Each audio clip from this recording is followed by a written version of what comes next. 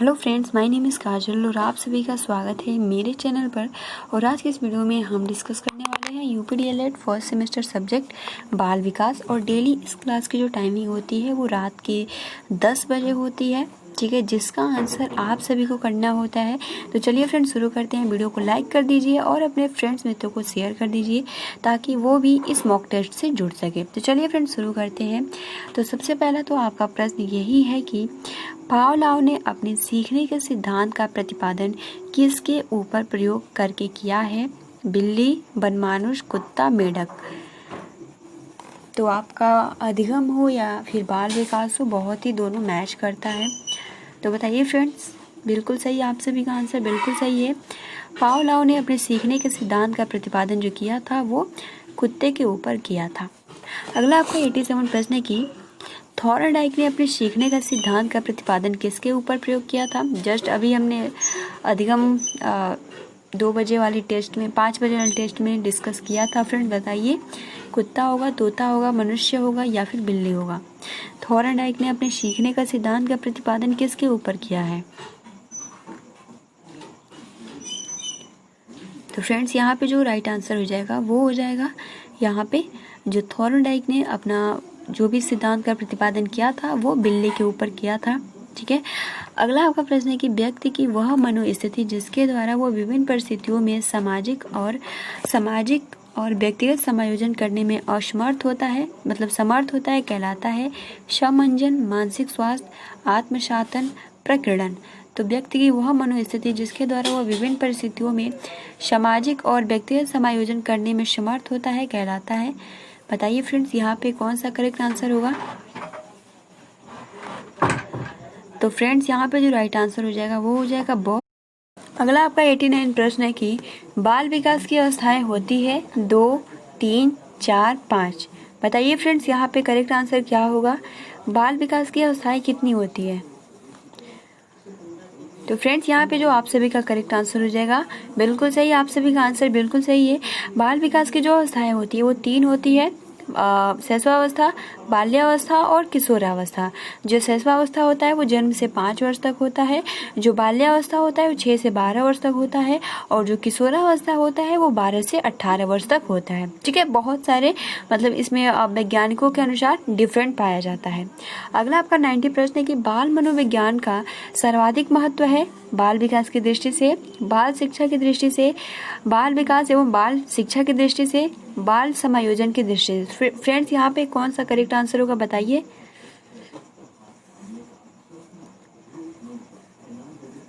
तो फ्रेंड्स यहाँ पे जो राइट आंसर होगा कि बाल मनोविज्ञान की सर्वाधिक महत्व है, यहाँ पे करेक्ट आंसर हो जाएगा स, यानी बाल विकास एवं बाल शिक्षा की दृष्टि से, ठीक है।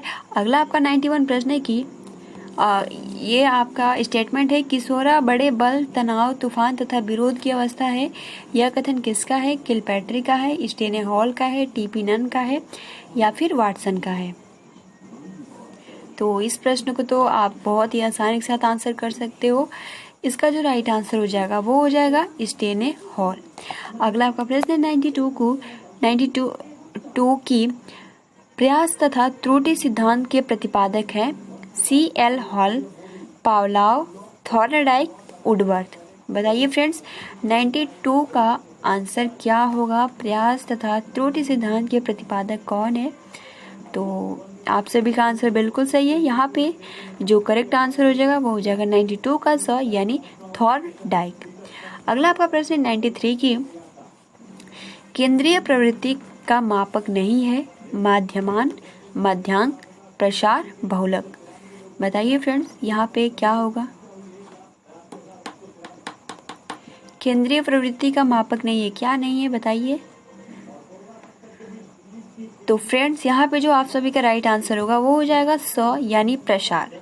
अगला आपका प्रश्न 94 की जिन तथ्यों को भूतकाल में सीखा जा चुका है उन्हें स्मरण करना ही स्मृति है, यह कथन किसका है? और ये स्मृति का परिभाषा भी हो जाएगा कि जिन तथ्यों को भूतकाल में सीखा जा चुका है उन्हें स्मरण करना ही स्मृति है, यह कथन किसका है? रोज का, वुडवर्थ का, रायबर्न का, स्किनर का। बताइए फ्रेंड्स।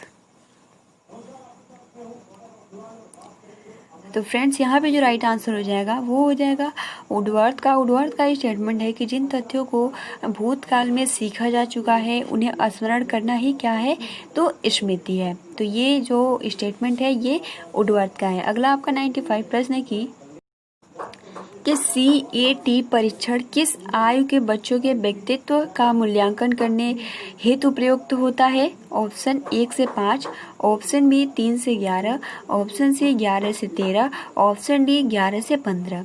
तो CAT परीक्षण किस आयु के बच्चों के व्यक्तित्व का मूल्यांकन करने हेतु प्रयुक्त होता है, बताइए फ्रेंड्स। तो फ्रेंड्स यहाँ पे जो आप सभी का करेक्ट आंसर हो जाएगा वो हो जाएगा 3 से 11 वर्ष, यानी CAT परीक्षण 3 से 11 वर्ष के आयु के बच्चों के व्यक्तित्व का मूल्यांकन करने हेतु प्रयुक्त होता है।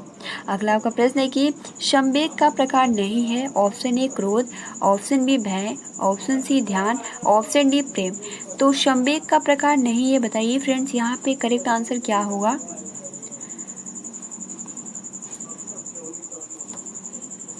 तो फ्रेंड्स यहाँ पे जो आप सभी का आंसर हो जाएगा संवेग का प्रकार नहीं है। क्रोध, प्रेम, भय ये क्या है, संवेग का प्रकार है, लेकिन जो ध्यान है ये संवेग का प्रकार नहीं है, इसलिए 96 का आंसर हो जाएगा 100। अगला आपका प्रश्न है कि प्रतिभाशाली बालक की बुद्धि लब्धि होती है 80 से 90, 110 से 120, 140 से अधिक, 100 से 120। तो प्रतिभाशाली बालक की बुद्धि लब्धि होती है, बताइए फ्रेंड्स यहाँ पे करेक्ट आंसर क्या होगा। तो फ्रेंड्स यहाँ पे जो राइट आंसर हो जाएगा कि प्रतिभाशाली बालक की बुद्धि लब्धि होती है वो होती है 140 से अधिक, यानी 97 का जो आंसर हो जाएगा वो हो जाएगा 100।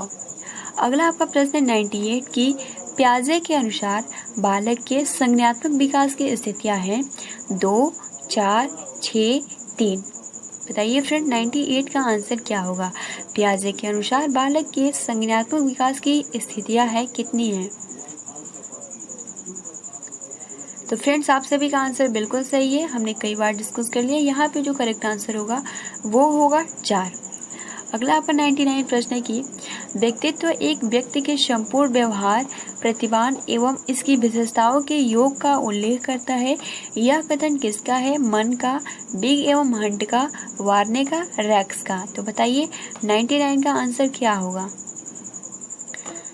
व्यक्तित्व एक व्यक्ति के संपूर्ण व्यवहार, प्रतिमान और इसकी विशेषताओं के योग का उल्लेख करता है, और जो ये स्टेटमेंट है 99 का हो जाएगा। बिग एवं हंट ने ये कथन यानी स्टेटमेंट दिया है।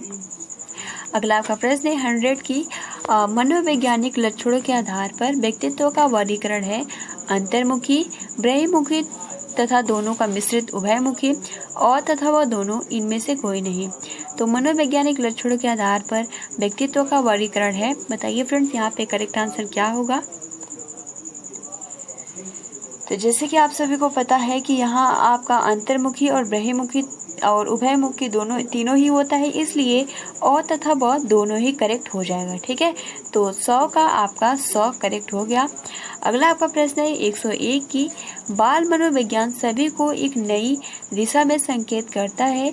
यदि उसे उचित रूप से समझा जा सके तो उसका उचित ढंग से विकास हो सके तो प्रत्येक बालक सफल व्यक्ति बन सकता है। यह कथन किसका है, हॉलॉक का, क्रो एवं क्रो का, फॉरवेल का, थॉमसन का। बताइए फ्रेंड 101 का राइट आंसर क्या होगा, जो कि हमने बहुत ही अच्छे से डिस्कस किया था। ठीक है, बताइए फ्रेंड्स। तो फ्रेंड्स यहाँ पे आप सभी का आंसर हो जाएगा थॉमसन का। ये स्टेटमेंट है कि बाल मनोविज्ञान सभी को एक नई दिशा में संकेत करता है। यदि उसे उचित रूप में समझा जा सके तो उसका उचित ढंग से विकास हो सके तो प्रत्येक बालक सफल व्यक्ति बन सकता है। अगला आपका प्रश्न है 102 की क्रिश्वर ने कितनी तरह के व्यक्तित्व बताए हैं, 2, 3, 4, 5। तो जो क्रेशमर है इन्होंने कितनी तरह के व्यक्तित्व बताए हैं, बताइए फ्रेंड्स। तो फ्रेंड्स यहाँ पे जो आप सभी का राइट आंसर हो जाएगा वो हो जाएगा 3। ठीक है, अगला आपका प्रश्न है कि व्यक्तित्व परीक्षण या मापन की विधियां है आत्मनिष्ठ विधिया, वस्तुनिष्ठ विधिया, प्रक्षेपण विधिया, उपरोक्त सभी। बताइए फ्रेंड्स। तो फ्रेंड्स यहाँ पे जो आप सभी का आंसर होगा कि व्यक्तित्व परीक्षण या मापन की विधियाँ होती है, यहाँ पे तीनों ही आपका सही है, तो इसलिए उपयुक्त डी यानी सभी करेक्ट है। ठीक है, अगला आपका प्रश्न है कि 104 प्रश्न की समायोजन निरंतर चलने वाली प्रक्रिया है जिसके द्वारा व्यक्ति अपने वातावरण के बीच संतुलन रखने के लिए अपने व्यवहार में परिवर्तन करता है। यह कथन किसका है? हॉलॉक का, थॉमसन का, गेट्स एवं अन्य का, जॉन डेवी का। तो बताइए फ्रेंड्स किसका ये स्टेटमेंट है कि समायोजन निरंतर चलने वाली प्रक्रिया है जिसके द्वारा व्यक्ति अपने वातावरण के बीच संतुलित संबंध रखने के लिए अपने व्यवहार में परिवर्तन करता है। यह कथन किसका है? बताइए फ्रेंड्स। तो फ्रेंड्स यहाँ पे जो आप सभी का राइट आंसर हो जाएगा वो हो जाएगा 100 गेट्स एवं अन्य का। अगला आपका प्रश्न है कि किसी विधि के द्वारा मनुष्य के चेतन के साथ साथ अचेतन मन का भी अध्ययन किया जाता है? तुलना विधि, प्रक्षेपण विधि, मनोविश्लेषण विधि, इनमें से कोई नहीं। बताइए फ्रेंड्स।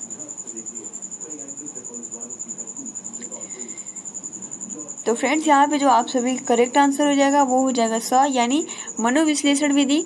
ठीक है, किसी विधि के द्वारा मनुष्य के चेतन के साथ साथ अचेतन मन का भी अध्ययन किया जाता है, तो वहाँ पे आपका मनोविश्लेषण विधि हो जाता है। अगला आपका प्रश्न है 106 कि व्यक्तिगत विभिन्नता में संपूर्ण व्यक्ति का कोई भी ऐसा पहलू सम्मिलित हो सकता है जिसका माप किया जा सकता है। उक्त कथन किसका है? टॉयलर का, स्किनर का, क्रो का, थॉमसन का। तो बताइए फ्रेंड्स यहाँ पे करेक्ट आंसर क्या होगा? तो फ्रेंड्स यहाँ पे जो आप सभी का राइट आंसर होगा वो होगा स्किनर का। ठीक है, इन्होंने स्टेटमेंट दिया है कि व्यक्तिगत विभिन्नता में संपूर्ण व्यक्तित्व का कोई भी ऐसा पहलू सम्मिलित हो सकता है जिसका माप किया जा सकता है। यह कथन स्किनर का है। ठीक है, अगला आपका प्रश्न है कि कल्पना दुरुस्त वस्तुओं के संबंध का चिंतन है। उक्त कथन किसका है? ठीक है, थॉमसन का, मैकडूगल का, रायबर्न का, इनमें से कोई नहीं। तो बताइए फ्रेंड्स यहाँ पे करेक्ट आंसर क्या होगा? तो फ्रेंड्स यहाँ आप सभी का आंसर हो जाए कल्पना दुरुस्त वस्तुओं के संबंध का चिंतन है। ये जो स्टेटमेंट है ये मैकडूगल का है, यानी 107 का answer option number B correct हो जाएगा। अगला आपका प्रश्न है कि कल्पना के प्रकार हैं सृजनात्मक, आदानात्मक और तथा व दोनों, इनमें से कोई नहीं। तो कल्पना के प्रकार है, बताइए फ्रेंड्स। तो फ्रेंड्स यहाँ पे हो जाएगा आपका और तथा व दोनों। अगला आपका प्रश्न है 109 की मनोवैज्ञानिक दृष्टिकोण से चिंतन शब्द का प्रयोग उस क्रिया के लिए किया जाता है जिसमें श्रृंखलाबद्ध विचार किसी लक्ष्य या उद्देश्य की ओर अविराम गति से प्रवाहित होती है। यह कथन किसका है? मैकडूगल का, वैलेंटाइन का, गैरेट का, इनमें से कोई नहीं। तो बताइए 109 का आंसर क्या होगा? तो फ्रेंड्स यहाँ पे आप सभी का जो करेक्ट आंसर हो जाएगा वो हो जाएगा वैलेंटाइन का। इन्होंने बोला है कि जो मनोवैज्ञानिक दृष्टिकोण से जो चिंतन शब्द का प्रयोग उस क्रिया के लिए किया जाता है जिसमें श्रृंखलाबद्ध विचार किसी लक्ष्य या उद्देश्य की और अविराम गति से प्रवाहित होते हैं। तो ये जो स्टेटमेंट है ये वैलेंटाइन का है। ठीक है, अगला आपका प्रश्न है कि चिंतन प्रक्रिया में निम्न में से सर्वाधिक कौन सा तत्व होता है? उद्देश्यपूर्णता, उत्पादकता, सृजनात्मकता, इनमें से कोई नहीं। तो चिंतन प्रक्रिया में निम्न में से सर्वाधिक कौन सा तत्व होता है? बताइए फ्रेंड्स यहाँ पे करेक्ट आंसर क्या होगा? 110 का। तो फ्रेंड्स यहाँ पे जो आप सभी का राइट आंसर हो जाएगा वो हो जाएगा और उद्देश्य पूर्णता, यानी चिंतन प्रक्रिया में निम्न में सर्वाधिक कौन सा तत्व, क्योंकि उद्देश्य होता है, जस्ट अभी हमने डिस्कस किया, तो इसलिए यहाँ पे आपका और करेक्ट आंसर हो जाएगा। अगला आपका प्रश्न है कि मन में किसी उद्देश्य एवं लक्ष्य को रखकर क्रमानुसार चिंतन करना तर्क, यह कथन किसका है? वैलेंटाइन का, वुडवर्थ का, गैरेट का, इनमें से कोई नहीं। बताइए फ्रेंड्स। तो फ्रेंड्स ये जो कथन है ये आपका गैरेट जी ने दिया है। अगला आपका प्रश्न है कि तर्क के प्रकार है आगमन तर्क, निगमन तर्क और तथा व दोनों, इनमें से कोई नहीं। तो तर्क के प्रकार है, बताइए फ्रेंड्स यहाँ पे करेक्ट आंसर क्या होगा? तो फ्रेंड्स यहाँ पे जो राइट आंसर हो जाएगा वो हो जाएगा और तथा वो दोनों। आप सभी का आंसर बिल्कुल करेक्ट है। अगला आपका प्रश्न है कि माता पिता की विशेषताओं का संतानों में हस्तांतरण होना वंशानुक्रम है। यह कथन किसका है? जे ए थॉमसन का, रुथ बेंडिकट का, जेम्स ड्रेवर का, वुडवर्थ का। तो बताइए फ्रेंड्स यहाँ पे करेक्ट आंसर क्या होगा? तो फ्रेंड्स यहाँ पे जो राइट आंसर हो जाएगा वो हो जाएगा जेम्स ड्रेवर का। अगला आपका प्रश्न है कि 114 नंबर की सीखने का वक्र एक व्यक्ति की निश्चित क्रिया में प्रगति क्या ग्राफिक प्रदर्शन है? यह कथन किसका है? फ्रोवेल का, जॉनसन का, स्किनर का, गिलफोर्ड का। तो बताइए फ्रेंड्स यह कथन किसका है? सीखने का वक्र एक व्यक्ति की निश्चित क्रिया में प्रगति का ग्राफिक प्रदर्शन है। यह कथन किसका है? बताइए आप सभी। तो फ्रेंड्स यहाँ पे जो करेक्ट आंसर हो जाएगा वो हो जाएगा स्किनर का। अगला आपका प्रश्न है कि किशोरावस्था को गंभीर उथल पुथल की अवस्था कहा है? स्टेनेहॉल ने, स्किनर ने, ब्रूनर ने, बॉगले ने। तो बहुत ही हमने कई बार इसको डिस्कस कर लिया है, तो स्टेनेहॉल ने। अगला आपका प्रश्न है कि मानसिक आयु बटे में वास्तविक आयु गुणे 100 सूत्र से मापन किया जाता है? अर्जित ज्ञान का, बुद्धि लब्धि का, आयु का, लंबाई का। बताइए फ्रेंड्स। तो फ्रेंड्स यहाँ पे जो आप सभी करेक्ट आंसर हो जाएगा वो हो जाएगा बुद्धि लब्धि का। अगला आपका प्रश्न है कि वह मानसिक योग्यता जिसके द्वारा व्यक्ति किसी नवीन रचना को प्रस्तुत करता है कहलाता है? ज्ञान, योग्यता, सृजनात्मकता, इनमें से कोई नहीं। तो फ्रेंड्स यहाँ पे जो राइट आंसर हो जाएगा वो हो जाएगा सृजनात्मकता। अगला आपका प्रश्न है कि शारीरिक रचना, बुद्धि, रुचि, व्यक्तित्व आदि में एक व्यक्ति का दूसरे व्यक्ति में भिन्न होना कहलाता है? सामूहिक भिन्नता, बौद्धिक भिन्नता, शारीरिक भिन्नता, व्यक्तिक भिन्नता। बताइए यहाँ पे कौन सा करेक्ट आंसर होगा? तो फ्रेंड्स आप सभी का जो आंसर हो जाएगा वो हो जाएगा डी, यानी व्यक्तिक भिन्नता। अगला आपका प्रश्न है कि संज्ञानात्मक क्षमता की कमी से व्यक्तित्व को कठिनाई होती है? शारीरिक विकास में, बौद्धिक विकास में, व्यवसायिक विकास में, समायोजन में। तो बताइए फ्रेंड्स 119 का आंसर क्या होगा? तो फ्रेंड्स यहाँ पे जो आप सभी करेक्ट आंसर हो जाएगा वो हो जाएगा बौद्धिक विकास में। ठीक है। अगला लास्ट आज का प्रश्न है कि सिगमंड फ्रायड द्वारा प्रतिपादित व्यक्तित्व विकास के सिद्धांत को कहा जाता है? तो फ्रेंड्स ऑप्शन है शारीरिक विकास का सिद्धांत, और भावात्मक विकास का सिद्धांत, मनोविश्लेषणात्मक सिद्धांत, ज्ञानात्मक सिद्धांत। तो फ्रेंड्स यहाँ पे जो आपका राइट आंसर हो जाएगा वो हो जाएगा स। ठीक है, तो ये आपका पूरा समाप्त होता है। ठीक है फ्रेंड्स, तो आज के लिए इतना ही। फ्रेंड्स आप अपना अच्छे से प्रिपरेशन करते रहिए, क्योंकि आपके लिए हम इतना मेहनत करते हैं, तो आपको क्या करना है, बहुत ज़्यादा मेहनत करना है। ठीक है, और अपना जो एग्ज़ाम में मार्क्स है बहुत ही अच्छा लाना है। तो फ्रेंड्स आज के लिए इतना ही। आप अपना अच्छे से प्रिपरेशन करते रहिए, और आप सभी को मेरी तरफ से गुड नाइट, शुभ रात्रि, हैव अ स्वीट ड्रीम्स।